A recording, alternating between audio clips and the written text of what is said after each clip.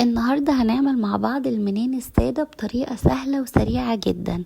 اول حاجة كده معايا كيلو من الدقيق، هنحط عليه شمر، ينسون، ريحة كحك، وكمان سمسم بمقدار معلقتين لكل حاجة.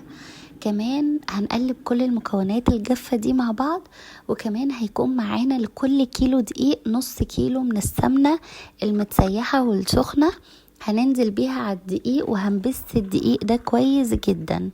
بعد كده هنكون محضرين معانا كوباية الا ربع من المية، فيها معلقة سكر وباكو الخميرة، هنقلبهم كويس ونغطيهم ونسيبها لغاية ما نختبرها. هننزل بيها على الدقيق وهنلم العجينة، ولو احتاجت شوية مية كمان هنزود حبة مية دافيين نلم بيهم العجينة فقط. وبعد كده نشكلها التشكيلة اللي احنا نحبها ونختارها، وعلى الفرن على طول على